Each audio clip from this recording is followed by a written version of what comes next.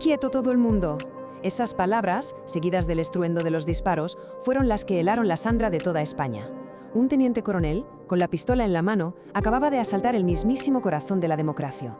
Y en ese momento, el país entero contuvo la respiración. Y justo en medio de todo ese caos apareció la figura de un rey, Juan Carlos I. Esta es la increíble historia de cómo un hombre puede ser dos cosas a la vez: el héroe que salvó a su país y, al mismo tiempo, una figura llena de escándalos que casi destruyen la propia institución que representaba. Una historia, la verdad, con dos caras muy diferentes. Bueno, vamos a rebobinar. Viajemos a ese día que lo cambió todo, el 23 de febrero de 1981. Hay que entender que la democracia en España era jovencísima. Acababa de nacer después de 40 años de dictadura y de repente se encontró al borde del precipicio. Intentemos imaginar la escena, porque es de película. 200 guardias civiles, armados hasta los dientes, irrumpen en el Congreso de los Diputados. Empiezan a disparar al techo. De repente, todo el gobierno y todos los diputados están secuestrados. El pánico era absoluto. Pero ojo, porque la amenaza no estaba solo en Madrid. Esto no era la locura de un solo hombre. El golpe se estaba jugando en dos frentes. Mientras Tejero tenía secuestrado el poder político, en Valencia el capitán general Milans del Bosch sacaba los tanques a la calle. Era sin duda un ataque coordinado contra la democracia española. Durante horas, el futuro de España pendió de un hilo. Esa noche se conoce como la noche de los transistores. Millones y millones de españoles pegados a la radio esperando una señal, esperando saber si volvían a una dictadura o si la democracia sobrevivía. Y entonces, pasada la 1 de la madrugada, llegó esa señal. El rey Juan Carlos apareció en televisión. Iba vestido con su uniforme de capitán general de los ejércitos, y su mensaje fue demoledor. Condenó el golpe de Estado sin rodeos y le ordenó a todas las Fuerzas Armadas que defendieran la Constitución. No había lugar a dudas. Esa intervención lo cambió absolutamente todo. Los golpistas, al ver que el rey no los apoyaba, se quedaron completamente solos. El golpe fracasó. Y Juan Carlos, para España y para el mundo entero, se acababa de convertir en el salvador de la democracia. Un héroe, vamos. Pero lo que nadie podía ni imaginar en ese momento es que esa imagen heroica escondía secretos que tardarían décadas en salir a la luz. Ahora demos un salto enorme en el tiempo, varias décadas hacia adelante. La imagen de aquel rey héroe, que parecía intocable, empieza a romperse. Y curiosamente, el principio del fin de esa imagen tiene que ver con un lugar muy lejano y un animal muy concreto: Botsuana y un elefante. Fijaos en este contraste porque es brutal.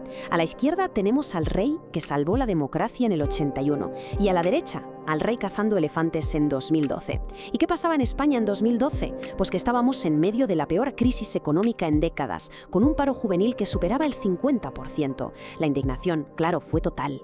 Y es que no era para menos. Se calcula que ese safari costó unos 44.000 euros, el doble del salario medio anual de un español en aquella época. El escándalo fue tan grande que el rey tuvo que hacer algo que nunca antes se había visto: pedir perdón públicamente. Pero aquello de Botsuana, aunque parezca increíble, fue solo la punta del iceberg. Poco después estallaría un escándalo muchísimo más grande, uno que ya no hablaba de caza, sino de millones y millones de euros, de cuentas secretas en paraísos fiscales y de relaciones extramatrimoniales. Y es aquí donde la historia se vuelve mucho más oscura. 100 millones de dólares, cuesta hasta decirlo. Esa es la increíble cantidad que, según varias investigaciones, Juan Carlos habría recibido en 2008 del entonces rey de Arabia Saudí. Una supuesta donación, un regalo, que por supuesto se mantuvo en el más absoluto secreto durante años.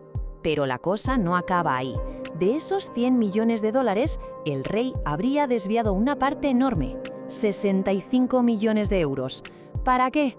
Pues supuestamente como otro regalo, esta vez para su antigua amante, Corinna Zuzanz-Wittstein. Y claro, la pregunta es, ¿cómo se escondió tantísimo dinero? Pues a través de una red de empresas en paraísos fiscales, se crearon fundaciones en Panamá, se abrieron cuentas en Suiza. Pero el detalle más increíble, el más impactante de todos, es que en una de esas fundaciones, llamada Lucum, figuraba como segundo beneficiario su propio hijo, el que entonces era el futuro rey de España, Felipe VI. Cuando todo esto salió a la luz, fue como una bomba atómica para la monarquía. La situación era ya insostenible y provocó algo que nadie había visto jamás: un enfrentamiento público entre un rey, Felipe, y su propio padre, el rey emérito. Para intentar salvar la corona, el rey Felipe VI tuvo que tomar decisiones drásticas, durísimas, Primero, renunció públicamente a cualquier herencia futura que pudiera venir de su padre. Y segundo, le quitó la asignación anual que recibía del Estado, casi 200.000 euros. Fue, en la práctica, una ruptura total y pública. Y esta cronología resume perfectamente el final de su reinado. En 2014, acorralado por los escándalos, Juan Carlos I abdica. En marzo de 2020, su hijo renuncia a su herencia. Y solo unos meses más tarde, en agosto de 2020, el hombre que fue rey de España durante casi 40 años, hace las maletas, abandona el país y se marcha al exilio. Y todo esto nos lleva, inevitablemente, a la gran pregunta de esta historia. ¿Quién fue de verdad Juan Carlos I? Su legado está completamente dividido. Por un lado, el héroe del 23F. Por otro, una figura manchada por la sombra de la corrupción. Es que es una pregunta muy complicada. ¿Qué pesa más en la balanza de la historia? ¿Su papel clave para traer la democracia o sus escándalos personales y financieros? ¿Se puede separar al hombre del rey? Es un debate fascinante. Nos interesa muchísimo saber qué se opina sobre esto, así que cualquier reflexión es bienvenida en los comentarios. Y acabamos con esta última reflexión que va más allá de la figura del rey. Su caso nos plantea un dilema casi universal. ¿Hasta qué punto un gran acto, un servicio innegable a tu país, puede llegar a compensar los errores, las faltas y los secretos de toda una vida? Es una pregunta que seguramente no tiene una única respuesta.